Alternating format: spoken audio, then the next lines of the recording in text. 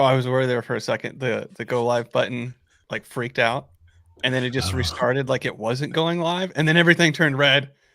And I was, okay, I guess this is what we should expect. But there's another face here with us today. Bailey, would you like to Yes. introduce yourself? Yeah, hi. My name is Bailey Hayes. I am the CTO at a startup called Cosmonic. I also serve as a co-chair for the WASI subgroup inside the W3C and on the technical steering committee of the Bytecode Alliance Foundation. So I love WASM. I've been a part of it since, well, if you count 2012, that was when I first made my little demo with ASM.js. And I've been mostly as an end user for about a decade, and then only recently getting to work more upstream. So really happy to be here. Thank you for I having had me. no idea that it's been around that long. So that's Yeah. for me. Thank you for making it to our humble little stream. We're honored. We're very appreciative. Yes. Yeah. So you sounds like you had a little bit of a stressful start to the stream. Meanwhile, I was like really enjoying the loading screen. It had the really nice scratch of the record player and everything. Well, thank you. Really set some good vibes. Yeah, I threw that together, in Premiere. Oh, Yeah, all on my own. wonderful. Yep. Only stressful because the glitch in the UI, Yeah. but it just kind of induces panic a little bit. But I'm fine now. Heart rate stabilized. So yeah, let's dive into kind of where we left off last time, and then we'll just go from there. So what we were attempting to do was we were walking through the WASM Cloud and Kubernetes guide. We're using AKS because later on we plan to modify our application to pull secrets from Key Vault or something, and then use workload identity, so we don't have to do all that locally. So that's the reason why we chose not to do a local kind cluster and put it on a service or platform. So he's back. Squirrel. But anyway, what we were trying to do is we walked through, got the sample deployed, everything was happy. We were able to do the port forwarding. We didn't set up any kind of an ingress or anything. But then we went to go and deploy our application, which is we can just pull it up here for a second. Is it Rust WASI hello? I'll put a link in the chat for everybody. I believe this is the correct one. I'll put it in the entire chat so we can see it. And then I can show it up on the screen. So that URL. And it's just a component written in Rust, simple HTTP server. Yasha can talk more to it. But we put it on OCI, and all we really did was we updated the manifest from pointing to the example OCI artifact that was on GitHub, so GHCR, to the to our custom one, and we ran into some issues, and we can redeploy and see what those issues were. So that's why we're very grateful to have you on. I think we spent good 30-40 minutes just trying to figure out what was going on, and we realized kind of the only real difference is in how the OCI artifacts are packaged, but there's also could be configuration issues that our application isn't handling well. So I'll go ahead and share my screen, and then we can kind of take a look, because live logs are always the best logs. I would imagine that if you use the tooling from upstream, we actually embed all of that inside our watch CLI, so they should be the same. TM, and that usually can come down to versions, so that might be a little bit of what we're inspecting here. Okay, let's see here. Let me move windows around. And so if I look down like this, I'm just looking at you two find people until I can share my screen here. It was really interesting to sort of like see the failure modes and see where the integrations lie. And what was the state that we saw like a lot that wasn't like failed, but reconciling is something we saw a lot, and I was like, why? Why is it? Well, there's actually a command you can run to understand why it's reconciling. It's wash app status. That one's pretty handy. Yeah, you do tend to hit that when it like can't download the artifact, for example. Oh. Yeah, so that one sounds relevant to maybe what you're running into. Okay, so here, yeah, go ahead. Yeah, I think an assumption we made was that it would only hit it after the artifact had been downloaded. So we were like, oh, it's downloaded, but I can't deploy it. but you're saying, ooh, maybe you couldn't even like download it. That was So- nice because it's acting like a Kubernetes deployment, a simple one with containers where it can't pull the container image down. It has like a back off crash loop going on. So let's just take a look at the. Oh, it's been since Tuesday since I looked at this. Is it this one? Let's load. I think it was just deploy. Yes. So here's our manifest. Okay. So far, so good. Now, is this component linked to the HTTP server capability? Is there a link on it? I'm guessing the only line that you changed was the OCI artifact line. In the name, like target. Yep. Perfect. Exactly. Okay. Is yeah. that the link you're talking about? Target? Yes. Okay. And do you understand why there is a link? That might be confusing to people used to WASM. Please explain. Yeah. Okay. Please explain. Yeah. Okay. So one of the cool benefits of WASI and sort of the model that we've been building out is that we allow for capability-driven security. And so you can kind of see that we call these certain things, these providers, capability providers. And so I don't necessarily, maybe, for some systems, people are like, yeah, I just, it's HTTP. I just always allow it. For us, we do that declaratively and we say link it to a provider.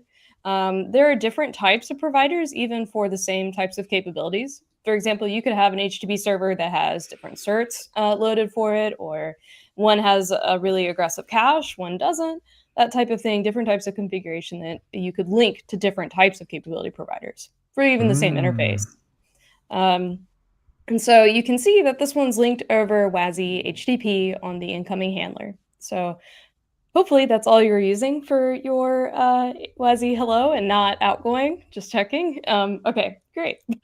Because that could be the other thing, right? Because a component is only able to instantiate once all of its imports are fulfilled. Question: you called it a capability provider. Am I right to understand that all it does is provide the capability itself? It doesn't actually host the implementation. So it's like kind of like an object that says like, "Hello, these are permissions," and that says, "There you go." I would say that it depends. I think the closest similarity is to, if you're familiar with Kafka connectors. No. Okay, then we won't use that one. Essentially, it does. In this case, it actually is giving you an HTTP server. Now, the other example would be we have a Postgres interface. And so if you wanted to be using Postgres, you would import that interface. And one of those would be like a query interface to make actual queries to some Postgres instance somewhere. And in that case, it's kind of like it does only really provide the connection. So the provider in that case has a connection pool that it's using. So it's doing all of that, whereas the component doesn't have to deal with all of that, which is a big benefit.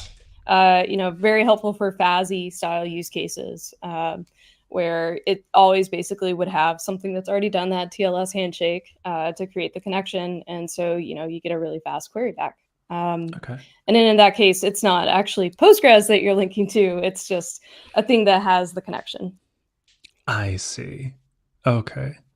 Because for a minute there, I was like, hey, asynchronous linking is something that we're particularly missing in WASI 02. That is kind of the reason why we're even like building WASI 03 right now. So I was like, I wonder if it like holds the actual implementation. But you're saying it does here. And typically it will, or it'll hold. It's not just config; it's actually code. There's actually something running. Probably on this stream you've shown running with an embedded WASM time, right? At some point, maybe. I don't know. I'm making assumptions now. And inside that, you set up links whenever you're building up your component. And you basically link to these other implementations. And so in that case, you're linking straight to the hyper implementation that WASM-Time has. We do that here, but the trick inside WASM Cloud is that we actually link over WRPC. So we're like, oh, hey, we know that interface. It's not some random weird interface that we don't know anything about. So we will let you essentially lazy link, asynchronously link later to a real implementation. Now, if you call it before that link is created, you get an error. But yes, this does basically allow you to do async linking. Now, another difference here is that this is obviously, it's pulling in an OCI artifact, pulling in our provider code. That's native code in this case. A capability is something that maybe can't compile to WASM today. And so this lets you do that. That's really helpful for something like an HTTP server that's using lots of threads, for example.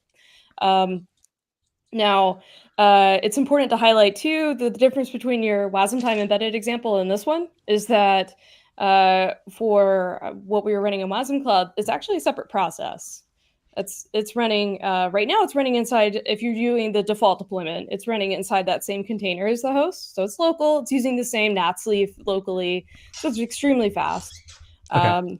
But if you wanted, you can also deploy it in other places as well. And you could be talking to a capability that's like, let's say, the connection pool is right next to the database, and your components anywhere. But we can get to that later. So, I see. are you saying that all the so if we do like K-Git applications, these are running inside one of these pods? Yeah, so Okay. this application is running inside the WASM Cloud host pod. And so Okay. that WASM Cloud host embeds WASM time. That's our WebAssembly runtime of choice.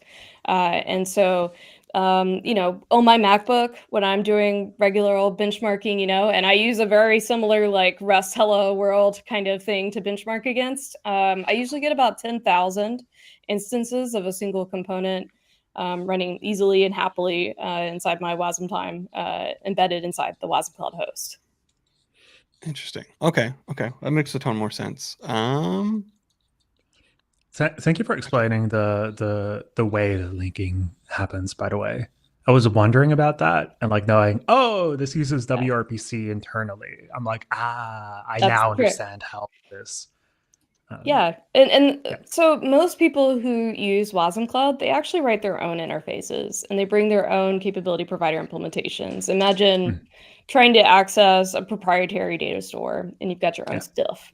So folks usually are able to drop in and it behaves exactly like a WASI HTTP link.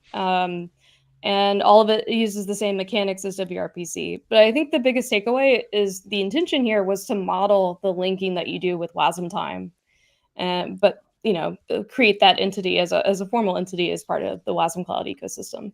Yeah, that makes sense. Another possibly sillier question from me is, so we have the component. When you run it locally, you just run WASM time. So is this HTTP server here replacing that particular functionality? So it's allowing that component to be hosted, and it's handling the incoming handler, like that interface that's handling that traffic for the component, and then routing it. Yeah. Do it inside that container. Like, how's that all working? Yeah, this is a little bit of a mind warp here. We believe that the WASM Cloud host, that process, the thing that has the WASM time instance there, is our sandbox, and right here. Everything we do for that is to protect the sandbox. And so, like I said, a lot of people bring their own providers and their own implementations of things. And that usually involves, client code, like the Redis client and clients of all kinds of different stuff. Well, it turns out that's usually third-party code, usually the things that have all the CVEs. And so they can be a little bit of a pain for people to update if you embed it inside your sandbox. Every time you get one of those issues, that's probably a pretty severe vulnerability if it's part of your sandbox. So these are running as a separate process that we're able to update at runtime, which is really nice. And it also means that we can update those because we have this lazy linking. We can do it with zero downtime. We can do it while a component is still running and serving traffic and reroute that link to the other provider. Now, I'm hand waving a little bit there because we definitely have some issues that we're working on right now to make that really easy and seamless. But that's the idea, is that these are running as a separate process. Now, this HTTP server capability that you're running, it is running inside that WASM Cloud host container. So if you were to actually exec into that container, I could show you some of those processes that are running. Okay. Now, some folks actually will run their providers in a totally separate container, and they set up a deployment that's specific to all that. That's a little bit more advanced. So let's stay on the happy path right now. Stay here for now. So in this case, you would see the binary for in the process running the WASM cloud host, and then you would also see a process running the provider. But you would also see inside this pod that you're running, notice that it's got two. You would be running a NAT leaf that's running actually inside that pod. And then you have another container that's the WASM Cloud host container. So there's actually two containers in this one pod deployment. Kubernetes is really smart and efficient about letting us basically have a local networking stack in that case. So we've got one container that just worries about NAT stuff, one container that worries about WASM Cloud stuff. And when we send in a request, it gets routed over WRPC. WRPC is basically our transport. It's technically a transport agnostic protocol. So WRPC is basically WIT over RPC. And you can tell it what type of transport you want to have. In WASM Cloud, we tell it to have NATs. But if you wanted, you could have quick, you could have to a Unix socket. There's I think Roman got TLS landed last week. I don't know. There's several different transports that you could be using that are very handy. But for us, we do all of our communication over NATs, which has a ton of really cool benefits, letting you to do event-driven architecture, widely distributed. But back to this exact Hello World use case. Comes over, we've gotten a request, we've got an HTTP server piece. HTTP server says, okay, that's running inside my WASM Cloud host, gets the request coming over WRPC, goes into the handler of your component. Your component says, I need to make a request out. Or actually, this is incoming handler, so it's the other direction. It's coming from HTTP server to your component. So probably I should do an Excalibur diagram because I realize that this is sounding really confusing, but it's actually very simple, I promise. If you got the skill, I can give you a screen share if you want to. Otherwise, we can continue on. But probably Excalibur. I'm just feeling bad for everybody listening. Like, I realize that this is very chaotic. I started with outgoing handler, and I actually should have been doing incoming. Oh, hey, I've got exactly the right thing already drawn, so we can use that. Share screen. It's gonna let me. This is great. Okay, so this is what I'm trying to describe about the way that these things are connected. And so I said WRPC. Do you see anything, Yash? I can't see your screen right now. Sorry. Oh no! I actually have the little spinny wheel of death, which is kind of interesting. And I can't come back to the StreamYard. Well, if you need to, you can exit and come back to the same line. Oh, there she goes. I'm gonna guess MacBook, and it needed permissions, and it killed everything.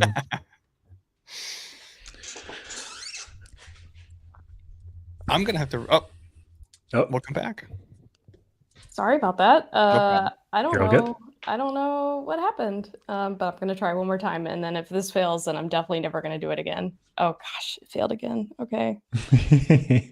I do like the name for it, the beach ball of death.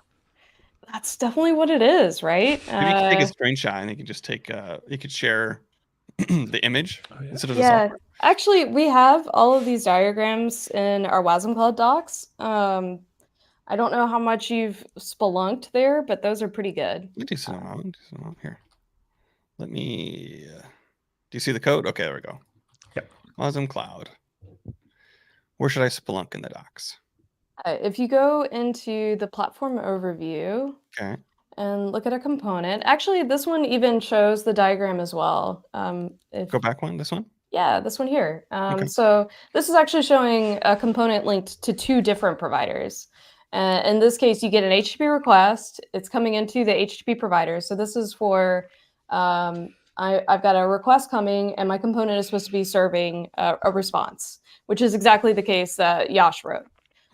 So we're coming into the HTTP provider. The HTTP provider basically converts that to what WASI HTTP is and communicates that over WRPC to inside our WASM Cloud host, and then that is passed to that handler on the component, and back out again. That is essentially kind of the flow. But the part that I was describing there is that since all of that communication is happening over the NATS leaf, it's actually all local to that container. All that stuff that I just talked through, even though it's going through different processes. Interesting. So this this provider here is the process that, hold on, this spins up. Exactly. Yeah. Okay, You so got this it. is a process. This would be another process for the component. That's how they're talking, but they're inside the same WASM cloud host. But on the host, they're separate processes, right? Yeah, so Okay. on your deployment, this diagram isn't exactly the one that I've drawn before. Normally, I would scoot the box of the green, where it would be intersecting the orange. Basically, the host Gotcha, has gotcha. actually just got that component in it. Okay. Um, but yeah. That's pretty interesting. Yeah, and we have a bunch more diagrams that you can definitely draw up on. I know that we also have a sequence diagram, which some people works for them. When I look at a sequence diagram, I get lost, if I'm being honest. Those don't I always need. work for my brain. I need pretty pictures. Yeah, same. Okay, so I'm wondering, can we like dive into like why it's reconciling and then sort of like look at the differences potentially and see maybe kind of go from there? Wash app status, if you don't mind. And then we need to type in the name of the application. Okay. App, I'm sorry. Yeah, wash up would probably be a good way. We like to be silly, you know, WASM Cloud Shell, Like this. but it is App. wash, so, you know, so it would say wash space app, and then status, and then it's going to ask you to pass in the name of your, which I believe is Rust, hello. WASI hello. Yes. Now I need to add autocomplete to this, but soon. Okay, so Yeah, so I don't think it's connected to the wash CLI isn't connected to our cluster. yeah. So Are you okay with a port forward? sure. Yeah, so if you do a kubectl port forward. Cube called. That's right. Oh, yeah. Just K. That's why I have aliases. Just port forward. And usually I do SBC/nats 4222, although obviously it's dependent on how you did your deployment. So we just followed the tutorial. Okay, so you're good then. Yeah, Oh, is that it? SBC. Is that this step, right? Let me so if you go Kubernetes, I think there's at the very bottom is it similar? Is it this? It's the one, yeah. Okay. Yeah. So there are other ways to do this. You know, in a more production deployment, you would probably set up some type of ingress for WebSockets, and then NATs can communicate over WebSockets. What you're doing is you're basically connecting to NATs here, and now you're part of like this Lattice deployment. And since Okay. you went through the tutorial, we don't have to worry about credentials, which makes this easier. But again, in production, we would have also secured NATs here. Okay, so from here, would that status now work? Yeah, it should. Okay, it's deployed. It seems happy, TM. Do you mind telling me what your wash version is? Is it just version or dash version? Dash version. Let's see. Okay, so I'm on 34, which is, I know we landed a few fixes there, but otherwise I think this should have worked. And you do have an up-to-date host and Wadham, so okay. I think Wash maybe would have printed a few more things here, but otherwise it's probably okay. Let's just look at the host log. So to do that, we need to kubectl exec into that into the container for the WASM Cloud host. Could we also use like Oh the yeah, log you could command? totally look at the log of that pod too. Now you need to do -c and then the name of that WASM Cloud container. Like dash like this? Yes. Do I have to put pods here? I don't know. I don't think so. What namespace? It should be in the default namespace, isn't it? I have a Yeah, it's default.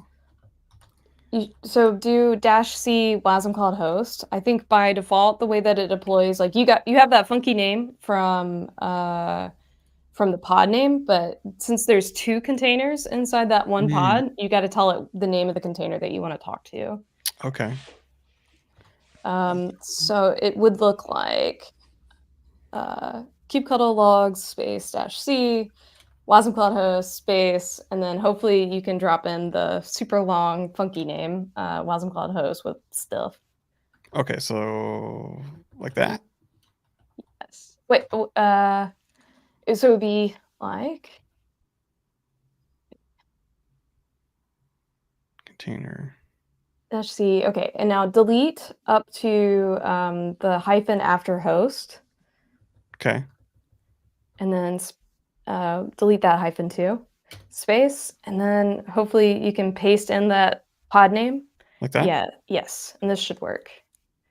Okay, Ooh. Kubernetes. And I'm actually pretty stale on my Kates. Like, I haven't done a ton in a long time, and our Cosmonic backend was actually on Nomad, so I like went through all the trouble of getting that muscle memory, and yeah, I'm kind of dusting off my Kubernetes now. So failed to fetch. That sounds relevant. Yep. Ooh. So I wonder what we were doing to get the other logs. Maybe that was so if you look Is your package public? I was That able to pull it down with ORAS. Okay. But And Yash, did you build it with Whackage? did I build it with Whackage? I don't remember. no, I think you actually. packaged it with no, you Whackage. I think you published it with Whackage. I published it with Whackage. I don't know if I built it with Whackage. Wow. That would mean something else. Unless that you meant packaged it. Right? Package. I think I built package. it. Okay. Yeah. Wasn't sure if there would be like an additional step. But I wonder if that's why. There is. Double checking. Publish dev container. Say it's scripts. I'm trying to figure out what logs I was getting before we were getting nothing, but I think it was probably the Nats leaf is what I was getting because I was getting no logs, and I was like, "This, like, why am I getting?" But now that I know that there's a leaf inside of that host container, like that makes full sense. So I'm trying to figure out what command it was that I was doing to get that, and it was probably just referring me to the Nats leaf. Yeah, if you just do the normal K logs, it depends on, I believe, your client, whether or not it tells you there's 2. Sometimes This it's is just exactly happy. Yeah, exactly. Yeah, so here I just put in the container that I saw because I didn't look at the 2 deployments, and this is the Nats leaf, right? Exactly. Yeah. Okay, and then I was like, "There's nothing useful here. What am I supposed to do?" But that makes sense now. So do you know how I can list both of them in a deployment? Like, so if I do k get pods, I see 2. How do I list both in this too? I would do k describe on that pod. Okay. And then you would see pod. yeah, sorry. Oh.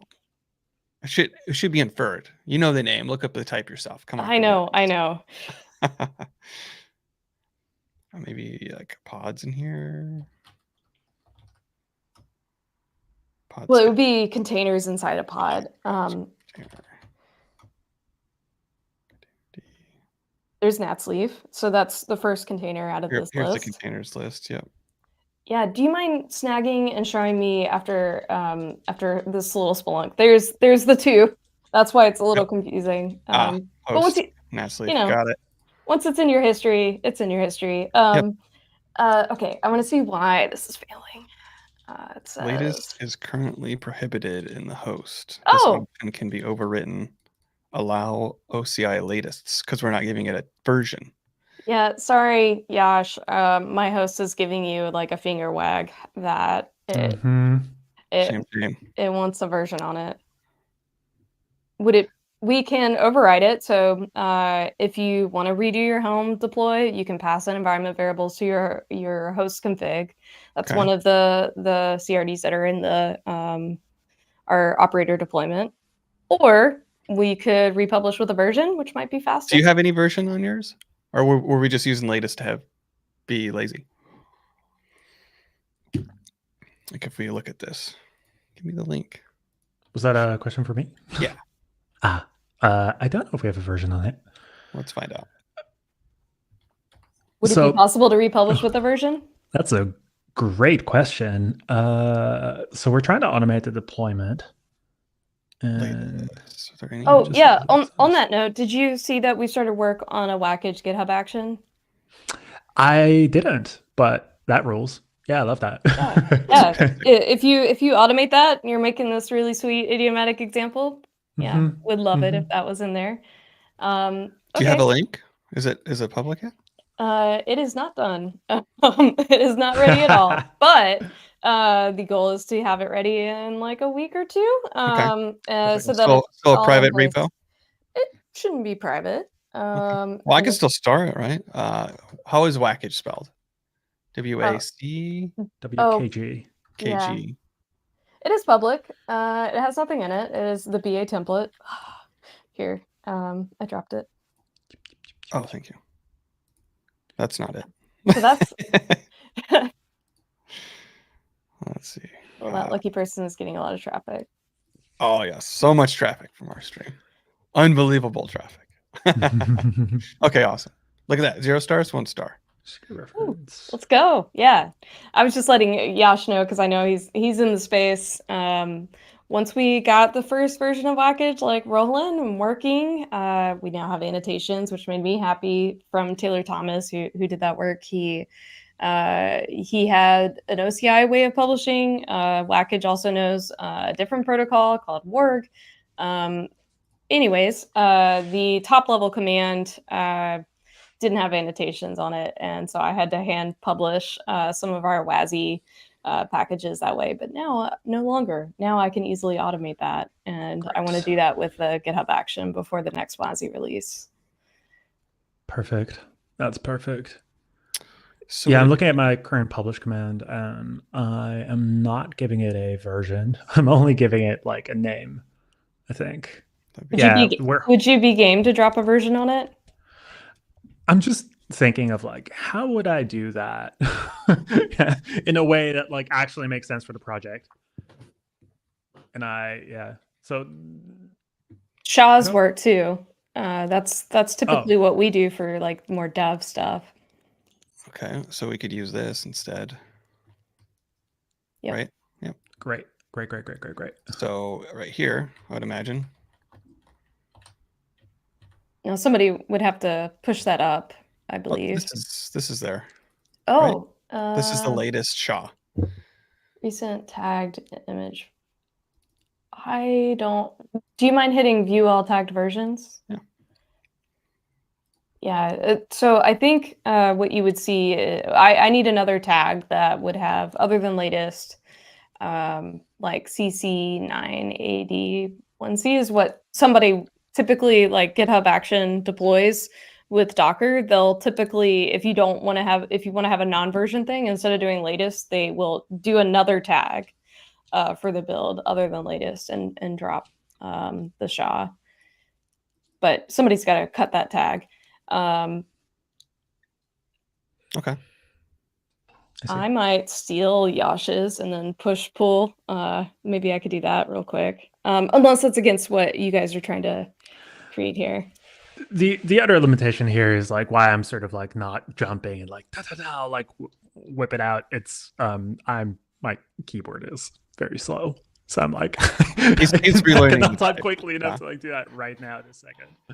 But I'm curious what we need. Do we need to redeploy just the while part or the operator for that environment variable to stick? It's technically the host config. Okay. And I don't remember, I believe, you did deploy with the operator. Excellent. Yeah, so one of the YAML, the host, Wasm Cloud host -YAML, that's right the one that you would edit to allow latest.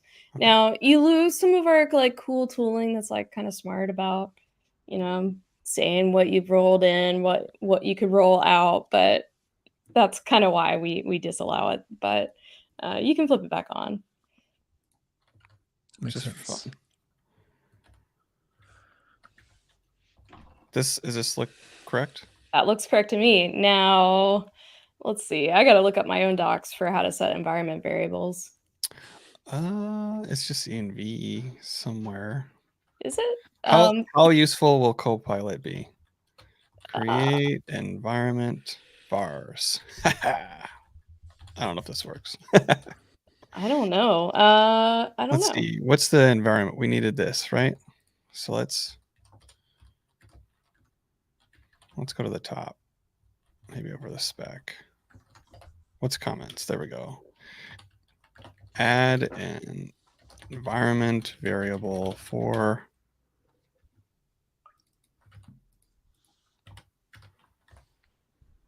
what does it do? You're not helping me. What if we... It's all about how you ask, you know?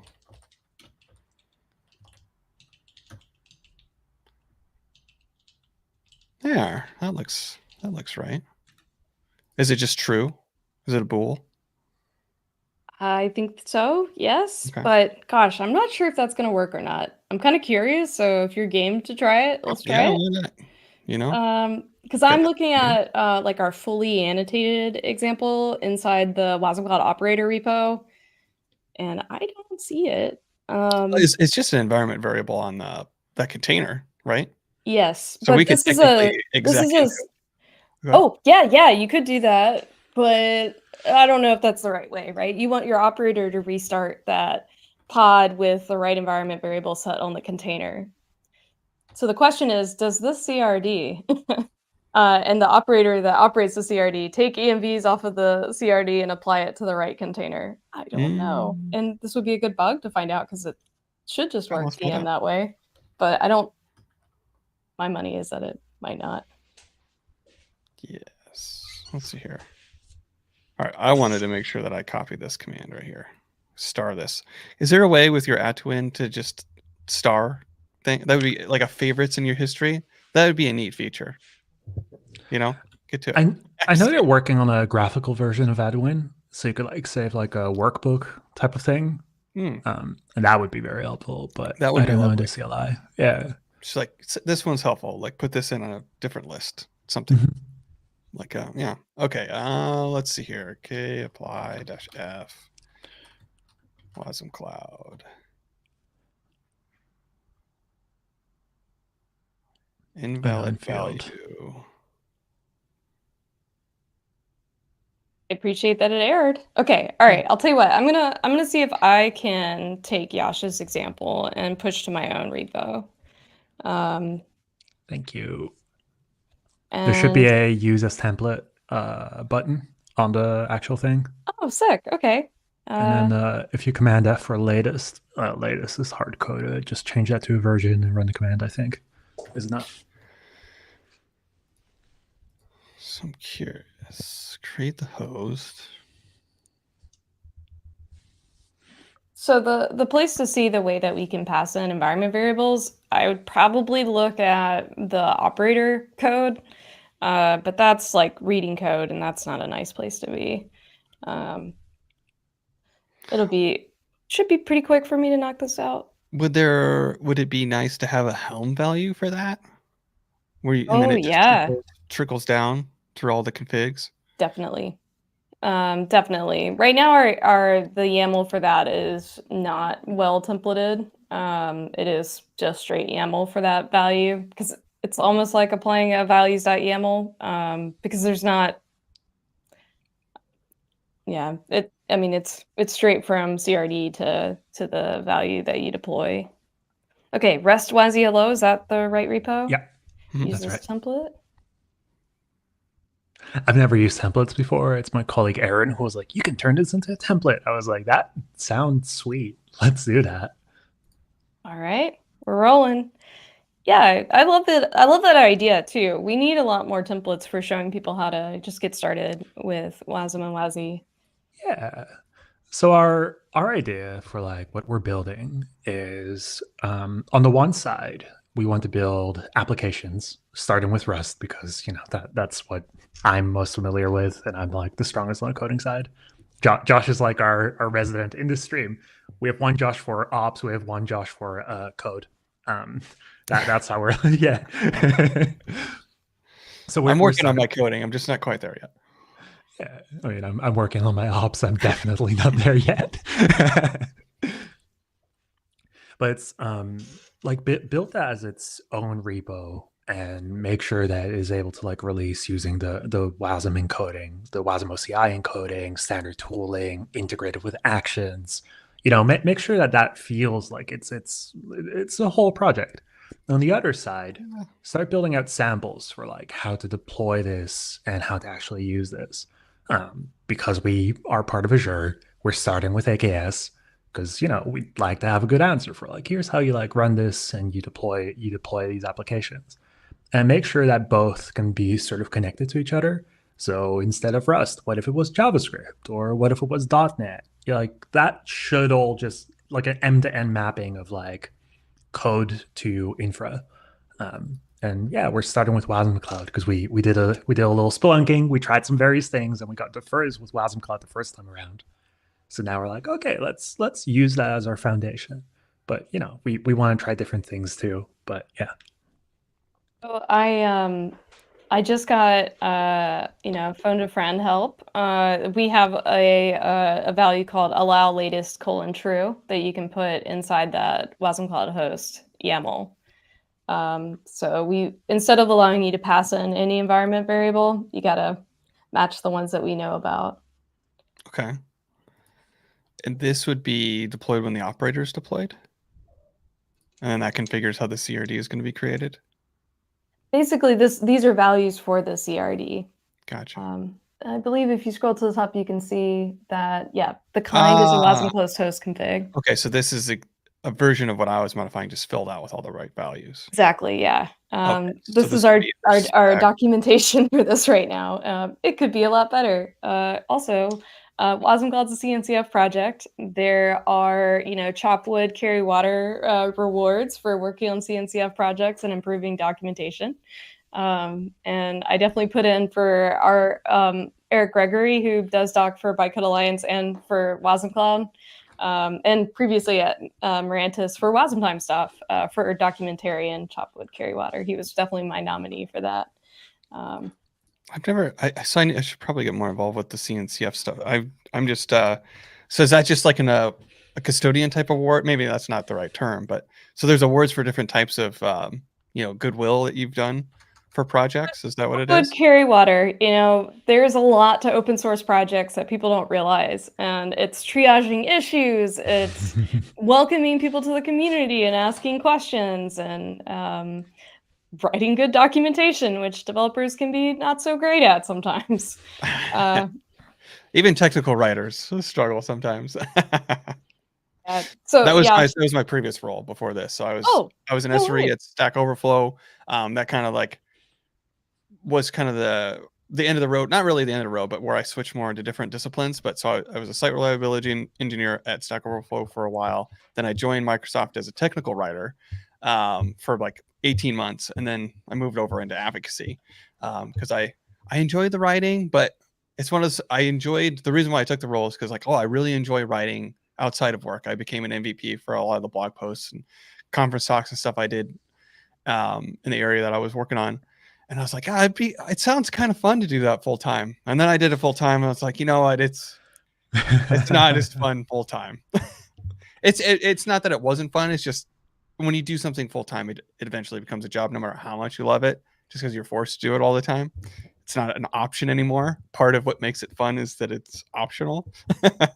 So, but I learned a lot. I learned a lot about professional writing, technical writing. There's it's a green. invaluable. Yep, there's a thin green book back there about technical writing. It was actually for electrical engineering and mechanical engineering back in the 70s. A guy wrote a manual. So if you ever want to improve your technical writing, that's a good book. Really dry. Insanely dry. But it's good. Sorry, I'm notorious and Yash is notorious for side quests. So Not the very best. Well, we went on a little bit of one. Yash, I might need a lazy how did you run walkage for your project? You have a beautiful README, by the way, but thank you. it skips the packaging part. Oh, we do it in CI. Of course you do. Okay, that makes Yeah. sense. Thank you. So if you look in scripts, there is a package.sh, and that has a value of latest hard coded in it.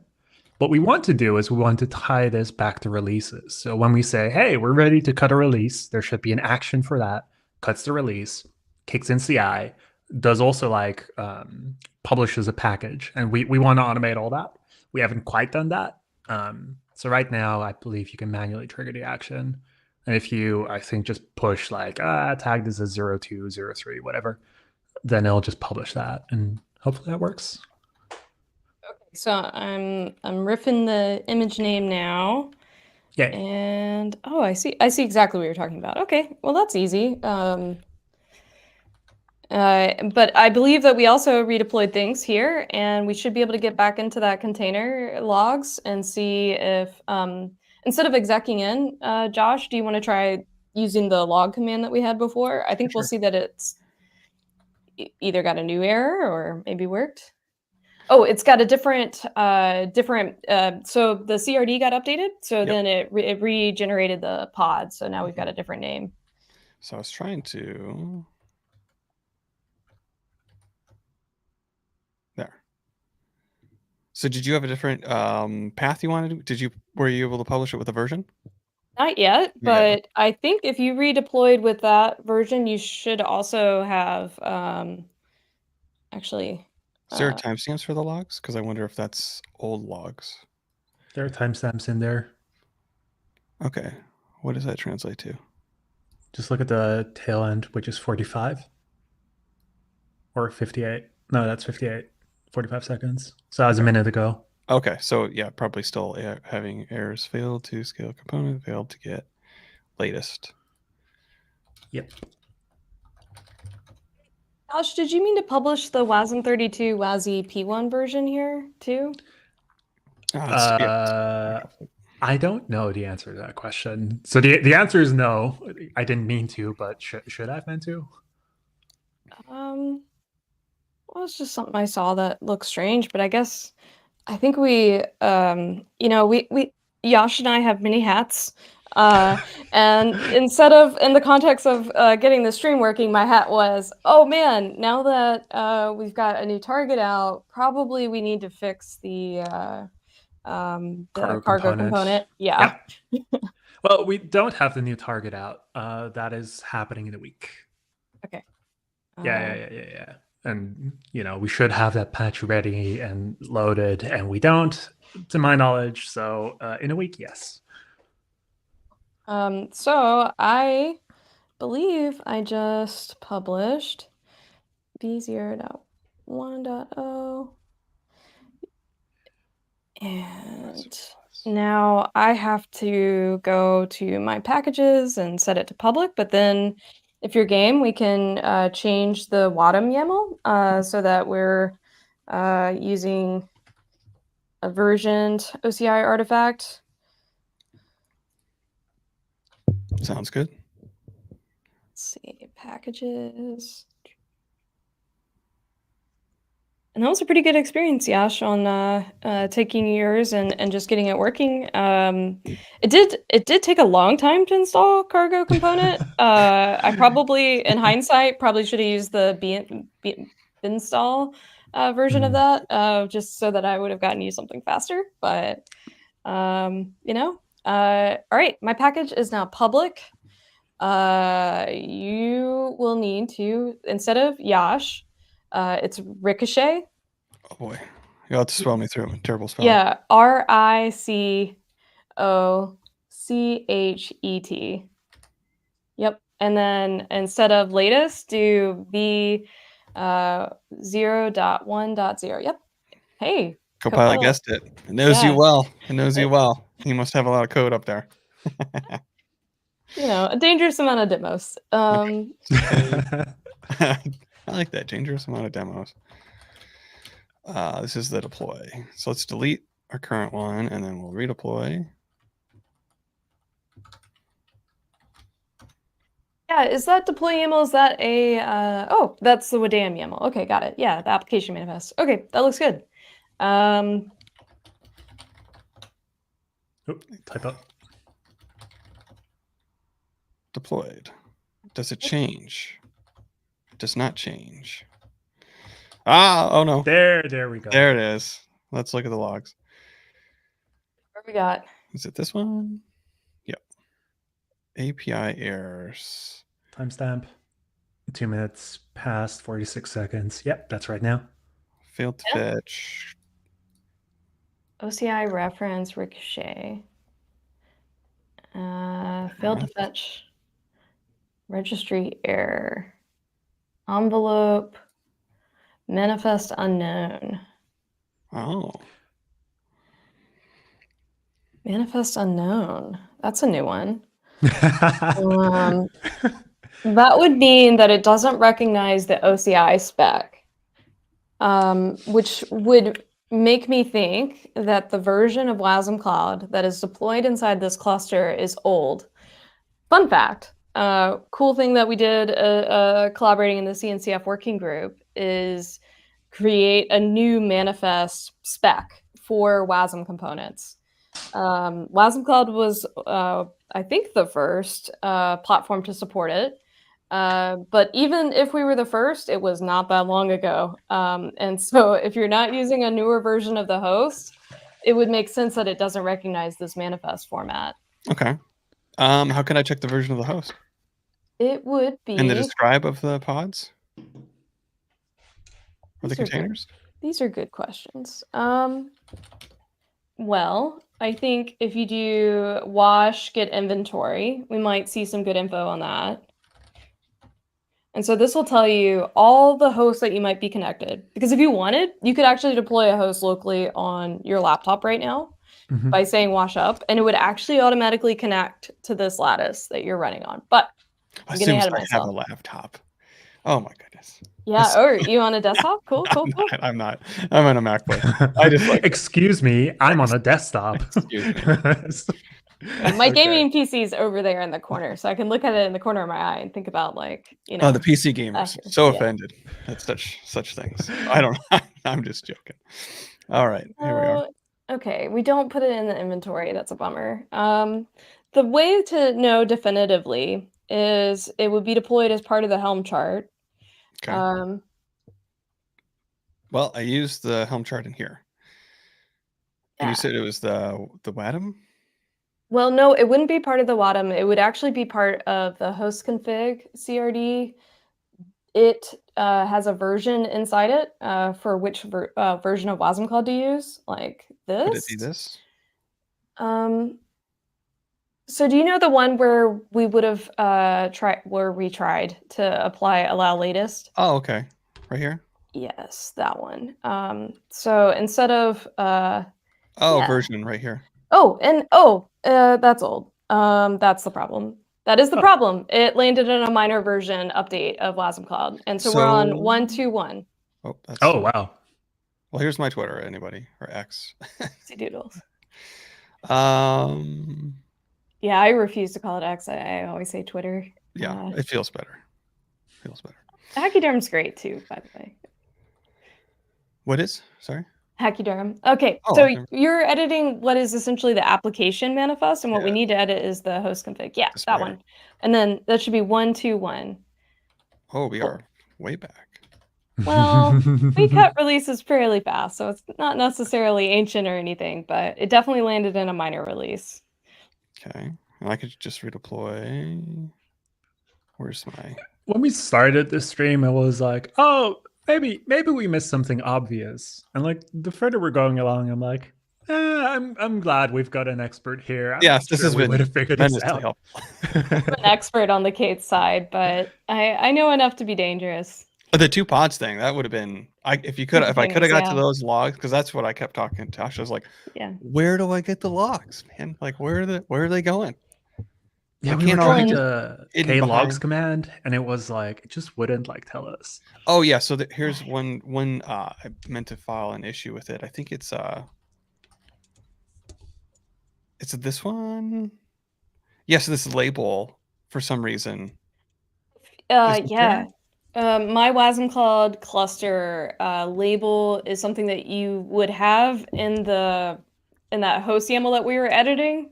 If you want it to have a name, that's where you would do it. It's handy actually to do that. Normally, I change that to like if I'm in Azure, I definitely add a label that says I'm in Azure because normally my demo, like I said, I have lots of demos. My normal demo scenario is like across clouds because I can, and then I'm like, look, haha, it's across clouds. But yeah, let's crawl, walk, run, and we're doing the crawl still because docs get out of date, and that hurts.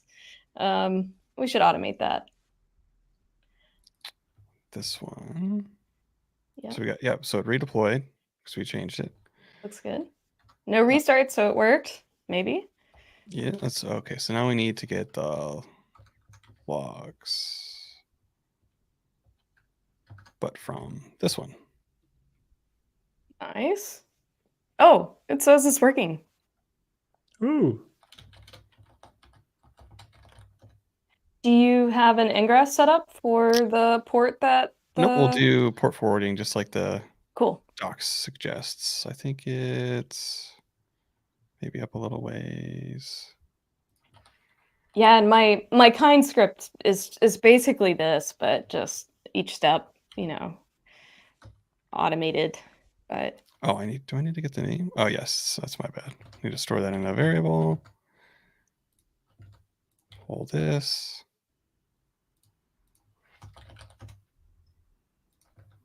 And then should be able to.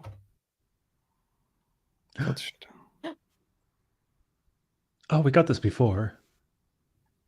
I didn't crash our forwarding though, like it did last time. That's right.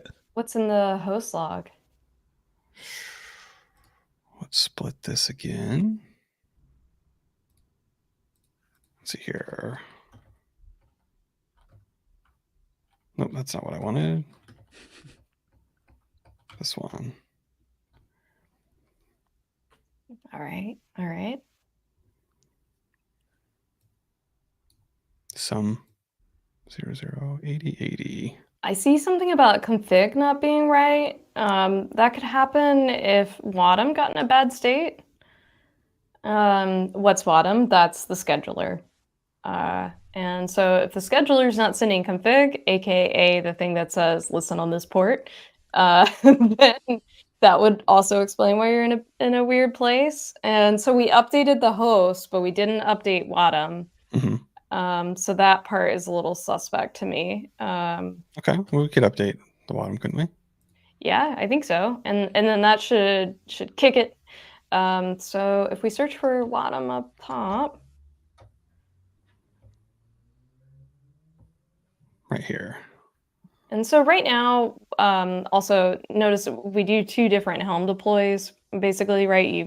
You do your own thing for Nats, and then you do your own thing for Wadum, and then you do your own thing for the host, and then finally you deploy your app once all that infrastructure is set up. We actually have a new change that landed by an outside contributor to do an all-in-one Helm chart for all that. Solid. That's great. Oh, hell yeah. So it's going to be so much better. We've had that issue for a while, and we have a few people where no good first issue is safe. But yeah, unfortunately, haven't updated everything yet to deploy with that. But that'll make this a lot easier too. So to make sure I fully understand, as someone who's like a little on the outside of this, that means setting up an entire WASM Cloud cluster on Kubernetes would be basically a single command. You got it. Perfect. Single command to set up the cluster. You exactly said that right. And then a separate step to deploy your apps to it. Great. I love that separation of like, here's a cluster, and now we're going to deploy our own things, which is great. Love that. So I saw that was on version 12, and we're on 14. Okay. So should I just pull this down and apply it? What's the OCI? Is that where it's going to get the... That's the Helm chart. Location? Yeah, exactly. Okay. But if you pull that down and apply it yourself, that would work too. Okay, so if I did something like... I'm going to be right back. 1 sec. No problem.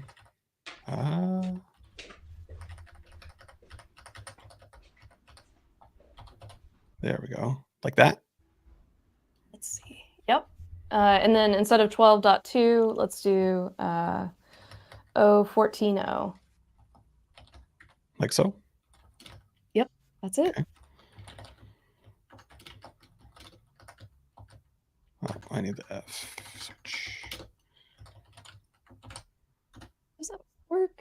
Mm. That's a values YAML for Helm. So, Okay. So we need the actual. So now what you would say is, yeah, exactly. I pass this into it somehow. Yeah, you start with Helm. Oh, that's right. It's right here, right? I just would copy this.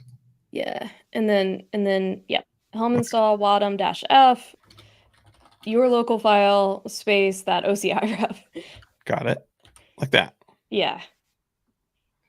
Do I Okay. need a name somewhere? Oh yeah, why I'm at the top of it. So I'd like install like that. Yeah. Still in use. So Helm Okay. uninstall. Yeah, exactly.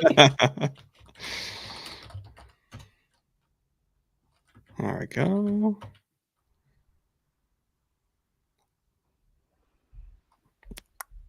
Sweet. And now we want to look at the logs.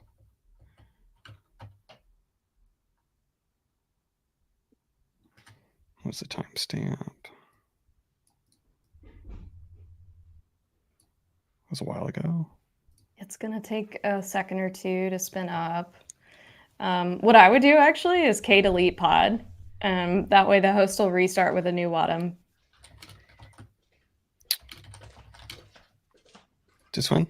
Let's do the Wasm Cloud host because I think that one's 31 seconds ago. Okay.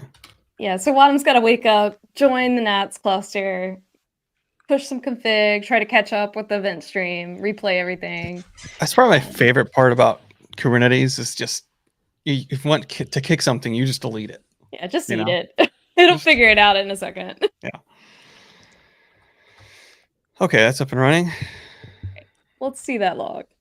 Hopefully we don't see any config errors. I also like because it clears the logs. It's fantastic. Just start over. Clear.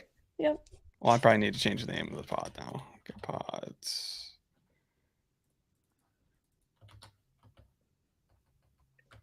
Nope, not Helm. I should probably, do this type of thing. All right. It says it's connected to WRPC. It's config receiver errored. Oui. So we got the same error again. I think probably we've got some type of state corruption. Easiest ways to fix that. We could probably delete the bucket for the config. What I think has happened is we were in mismatched SKUs of things, and it got in a bad state. And this should be automatic, and it should not ever happen. But we've got bugs. Let's see. KV, Dell, yeah. So we could delete our information about it. I wish I could think of a more like, eat it kind of. Well, I do want to be, so we're at our hour mark. We usually go by this time. Okay. I've got plenty of time. I don't know what Josh's time is, but I want to be respectful of yours. So with all the changes and stuff, the easy thing that I could think to do is I can just wipe the whole cluster, redeploy with solid versions, like all the versions that we've got here, and then see if we still get the same error. I'm happy to continue down in troubleshooting, but I want to be respectful of your time. I know we've already taken an hour, so I don't want to lock you in here for another hour debugging session. I do technically have to go to another meeting that I'm wildly late for, but I was so determined to get to success here because it shouldn't be this hard. Except, software is hard to deal with when it's got state. And so basically, just to recap where I know we're at now, we had a deployment that was a few weeks old. A few weeks as in technically the host was a couple months old. And so the host did not understand the new spec for what a WebAssembly component manifest type is. So we thought, okay, let's update the host. And the host spun up and read and wrote to the config bucket in the new format. Old Wadham was like, whoa, hey, I need to schedule this thing and I don't understand that, and corrupted the bucket somehow. And then we updated Wadham, and now we got new Wadham, but old bucket stuff, old state. And it's like, I don't know how to deal with this. So yes, the right answer is probably to repave. Obviously, the right answer is a couple things. It's having that all in one Helm chart that makes that part simple. Like, we don't need to separate all of that out. Like, let's just have one meta chart. The second to right answer is to also make sure our docs were a little bit easier to follow there for getting the right container name. Like, that would have helped us get to success faster. Instead of assuming that you set a label, which wasn't apparently maybe set earlier on. And then the third piece here is probably having a way to easily, from a top level tool, repave the bucket. Like, I was going to give you the nats commands, but like, nobody should be there. Nobody should know about that. That's like, it's the equivalent of going and hacking around in etcd. That's what's got corrupted, basically. But yeah, would you be game to giving us another try once I fix some documentation? Of course. Yeah, absolutely. Yeah, I'll hack through this and reset it and continue on. But yeah, I'd love to walk through with all the changes to documentation. Sure. Yeah, sometimes things breaking is actually the easiest way to learn, but that's me trying to find the shining light here. I've learned so much in this session, like more than the last 3 streams that we've just been fumbling through. So I'm greatly appreciative of your time. Yeah. All right. Well, let's give it another whirl. I'll go do my normal work stuff, but in a couple of days, I'm gonna get some fixes for all these things up. Okay. Yeah, we usually do Monday, Tuesday. So if you want to come back on, next week or whenever, just reach out and we can have you on and we can walk through it again, and then go from there. Yeah, But let's do it. I love what you're doing too. Like getting people started with the open source by Code Alliance tooling and all of it just work would be really important. And people need to see that. I also want to see taking that component and deploying it in a bunch of different places. My goal for WASM Cloud is to just support the standards. Standards just happen to be moving really fast. That's kind of what happened to us here. That's totally fine. Totally fine. And the main issue was Josh wasn't using a version. That's what we need to remember here. Well, I think more of the story. I was wrong, so No. we can. No. This would have never happened, Josh. You would have just. I'm truly sorry. All right. I think that's a good place to wrap up.